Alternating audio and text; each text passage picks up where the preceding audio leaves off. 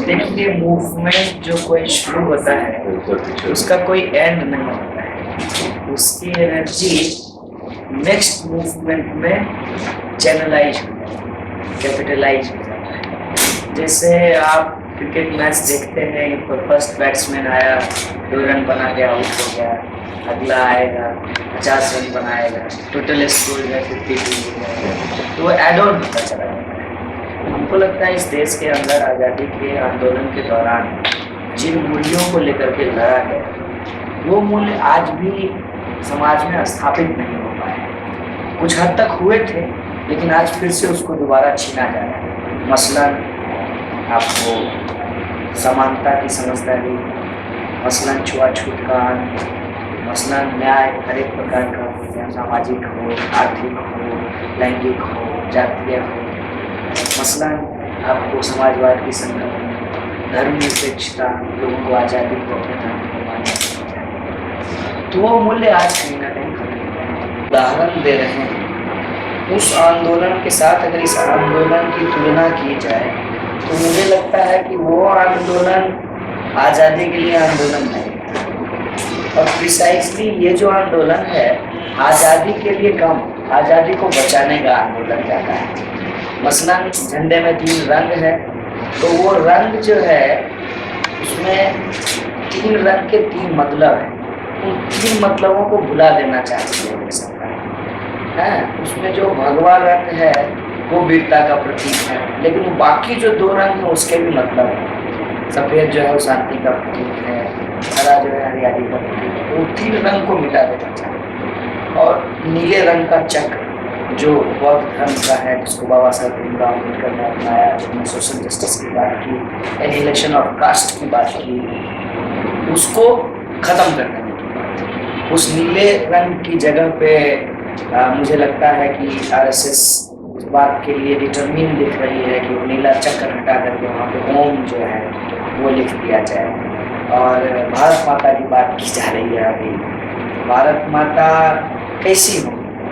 पहले की जो भारत माता का इमेज था उसमें भारत माता तिरंगे की जो है साड़ी पहनी हुई रहती थी, उसके हाथ में जो झंडा होता था वो तिरंगा होता था और वो खड़ी होती थी। आजकल जो भारत माता की तस्वीर आरएसएस के द्वारा प्रस्तुत की जा रही है वो भारत माता शेर पे बैठी हुई है, उनके साड़ी का रंग भगवा है और उनके हाथ में जो झंडा है वो भी भगवा है। तो ये जो सिंबलिज्म है, ये सिंबलिज्म कहीं ना कहीं the basic ideas of India. What is India? India is not a single country, there are so many Indias. तो ये जो अंडरस्टैंडिंग है, प्लूरलिटी है, सोसाइटी की डाइवर्सिटी है, उसको हेजेमोनाइज करने की कोशिश करते हैं। सोसाइटी अगर हेजेमोनाइज होगी तो सवाल है कि किस तरह की आइडियोलॉजी सोसाइटी को हेजेमोनाइज करे। आज तक का इतिहास तो यही रहा है कि समाज में जो अपर कास्ट हेजेमनी है, अपर क्लास हेजेमनी है, वही प्रिवेल किया है। और अनटचेबिलिटी, चाहे वो आपको जाति के आधार पर, धर्म के आधार पर, भाषा बोली क्षेत्र बना हो, यही चीज़ें चलती रही। तो ये जो आज़ादी है, जिसे आप आज़ादी का आंदोलन है, ये आज़ादी को बचाने की आंदोलन है कि आज़ादी के आंदोलन के दौरान जिन मूल्यों को हमने स्थापित किया उसको हम बचा सकें, चाहे धर्मनिरपेक्षता हो, समाजवाद हो, लोकतंत्र हो, समानता हो, बंधुत्व हो, भाईचारा हो, इसको बचाने का समय है। इसीलिए जब हम नेशन की बात कर रहे हैं तो हम नेशन के सवाल लोगों की बात कर रहे हैं, क्योंकि हमारा प्रेमवत we the people of India,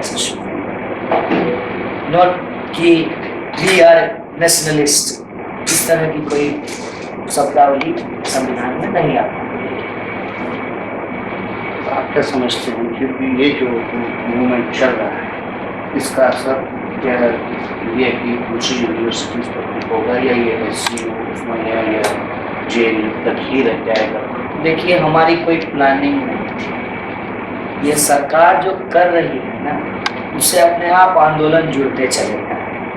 ऐसा नहीं है हम जेएनयू में पढ़ते हैं और हमने जो है इस बात को प्लान करके रखा था कि जब मोदी जी की सरकार आएगी तो हम हर यूनिवर्सिटी में जाकर के छात्रों को संगठित करेंगे। ऐसे समाज में आंदोलन होता नहीं। समाज में आंदोलन होने के लिए एक ऑब्जेक्टिव रियलिटी तैयार, ऑब्जेक्टिव कंडीशन होता है। क्या है ऑब्जेक्टिव कंडीशन?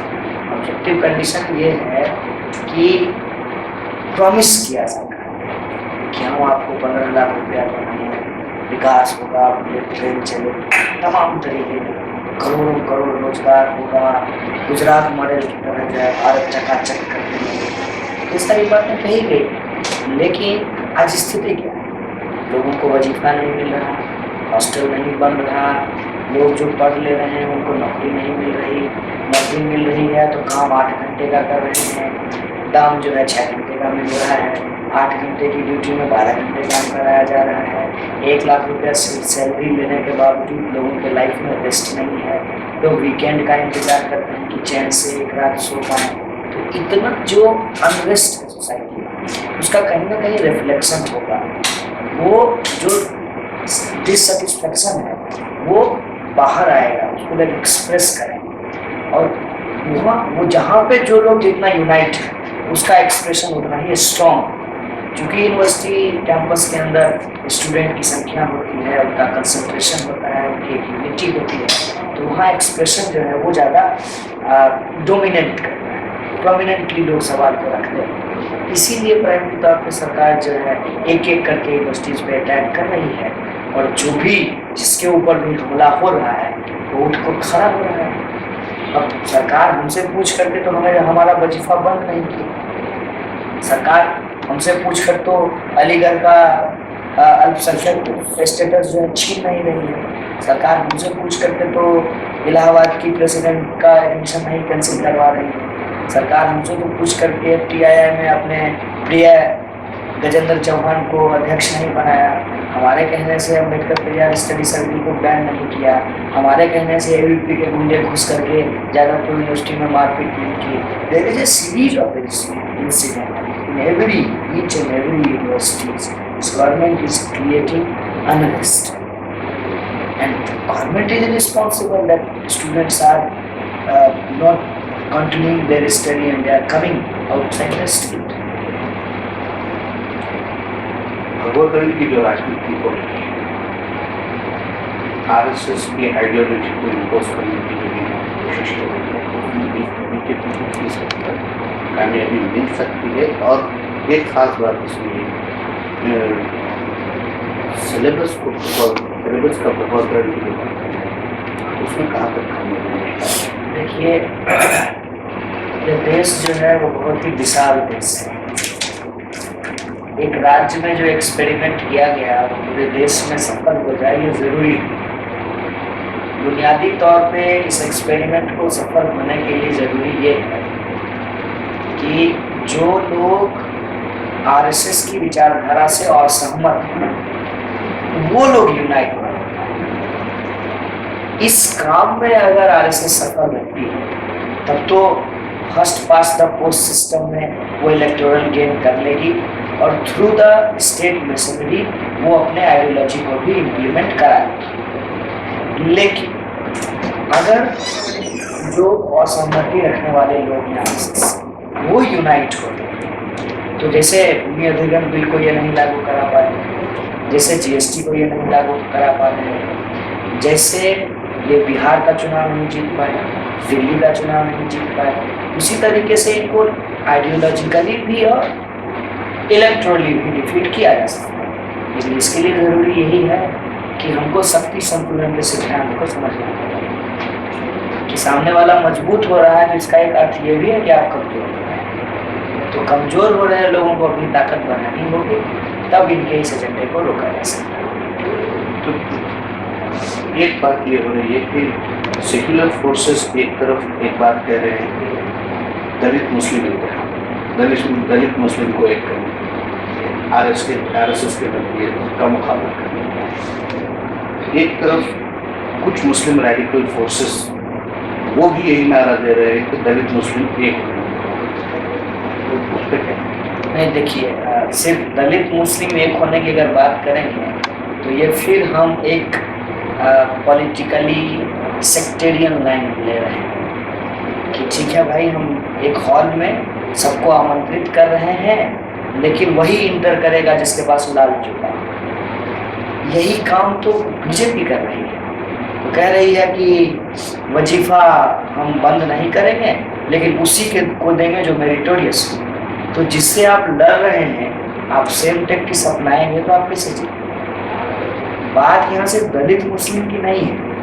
बात यहाँ है कि जो भी लोग डेमोक्रेटिक हैं, जो भी लोग प्रोग्रेसिव हैं, जो भी लोग ऑपरेस्ड हैं, चाहे वो अपर कास्ट ही क्यों ना हो, लेकिन अगर वो गरीब हैं, अगर उनको 2 जून की रोटी नहीं मिल रही है, उनको भी, जो लोग मुस्लिम हैं, दलित हैं, पिछड़े हैं, सालों से, हजारों साल से जिनके ऊपर शोषण हो रहा है, वो भी एक दूसरे के दर्द को शेयर करें और समझें कि हम तो एक, यह जो हमको रूल करने वाले लोग हैं वो हमको बांट करके रखें। ये बात समझने की जरूरत है। तो दलित मुस्लिम नहीं, ऑपरेस्ड की यूनिटी होनी पड़ेगी। और ऑपरेस्ड वो भी है जो गरीब है, ऑपरेस्ड वो भी है जो अल्पसंख्यक है, ऑपरेस्ड वो भी है जो महिला है, ऑपरेस्ड वो भी है जो दलित है, आदिवासी है, पिछड़ा है। ये पॉलिटिकल लाइन जो है वो लेना पड़ेगा। ये कम्युनिस्ट फोर्सेस रीयूनाइट होकर क्या ये लाइन अडॉप्ट कर सकती हैं? देखिए मैं स्टूडेंट हूँ, स्टूडेंट एक्टिविज्म करता हूँ, तो मेरे स्टीम पॉलिटिकल पार्टी क्या करेगी नहीं करेगी मुझे नहीं मालूम, लेकिन स्टूडेंट एक्टिविज्म में तो हमने ये चीज़ें की है। करने का मतलब है कि हुआ है। आज सामने में जब सरकार अटैक कर रही है तो उसके खिलाफ लोग एकजुट हो रहे हैं। जॉइंट एक्शन कमेटी हैदराबाद का ही अपने आप में एक उदाहरण है, जिसमें सभी तरह के फोर्सेस एक साथ हैं। दिल्ली के अंदर भी जो हमने जॉइंट एक्शन कमेटी बनाया, उसमें भी सभी तरह के फोर्सेस हैं। आपस में वो खींचतान रहती है, वो तो एक परिवार में भी रहता है, एक पार्टी में भी रहती है। तो एक फ्रंट में अगर रहता है तो कोई बड़ी बात नहीं है। एचसीयू में जो पुलिस की कार्रवाई कल और आज, और आप माने स्टेट सेंट्रल के साथ साथ स्टेट का भी रोल है। देखिए ये हमारे लिए बहुत अप्रत्याशित नहीं है, क्योंकि जब आप सड़क पे उतर रहे हैं कुछ जेन्युइन सवाल को लेकर, तो जिनको उन सवालों से दिक्कत है वो दिक्कत पैदा करेंगे। अब उनको ये लगा था सरकार को, सरकारी तंत्र को, कि हम अप्पा राव को बुला लेंगे और स्टूडेंट कुछ नहीं बोलेंगे। ऐसा नहीं हुआ। स्टूडेंट ने अपना एजुकेशन किया। उनको ये लगा कि जेएनयू का मुद्दा उठा करके हम एचसीयू के मुद्दे को भुला देंगे। ऐसा नहीं हुआ। जेएनयू एचसीयू का एक्सटेंशन बन गया और जेएनयू के पूरे आंदोलन में सबसे प्रोमिनेंटली अगर कुछ बोला गया तो वो साथी रोहित का नाम लिया गया। रोहित एक्ट की बात की गई, सोशल जस्टिस को कैंपसेस में इंश्योर करने की बात की गई और कहा गया कि बिना सोशल जस्टिस को इम्प्लीमेंट किए हुए यूनिवर्सिटी की ऑटोनॉमी को बचाना मुश्किल है, क्योंकि यूनिवर्सिटी की ऑटोनॉमी को अटैक ही इसीलिए किया जा रहा है ताकि कास्ट प्रैक्टिस जो कैंपस के अंदर होता है वो होता रहे। इसमें जो है एबीवीपी जैसी ताकतें स्टूडेंट को जात धर्म पे बांट करके अपनी राजनीति करता रहे।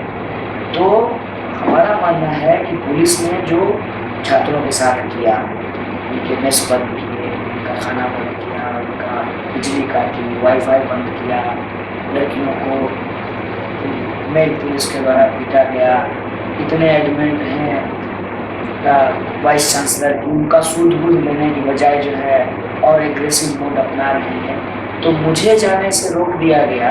ये कोई अप्रत्याशित बात नहीं है, ये उसी कॉन्टिन्यूएशन में हो रहा है कि आज के समय में हर एक स्टूडेंट और हर एक यूनिवर्सिटी अंडर अटैक है सरकार के रेग्रेसिव एजेंडे का और सरकारी मशीनरी के मिसयूज का। हैदराबाद तेलंगाना के स्टूडेंट्स के लिए आपको मैसेज करना? देखिए बस एक चीज़ कहना चाहेंगे कि आज हम विद्यार्थियों के सामने अपनी शिक्षा को बचाने के साथ साथ अपने रोजगार को पाने की लड़ाई के साथ साथ समाज और देश को बचाने की जिम्मेदारी आनी है। ऐसे में हम किसी एक व्यक्ति का फैन होने की बजाय समाज को बचाने वाली जो विचारधारा है उसको अपनाएं, उसको अपने जीवन का हिस्सा बनाएं। हमारे देश के जो महान लोग रहे उनके रास्ते पर चलने की कोशिश करें, अभी हम एक बेहतर मुल्क बना सकते हैं।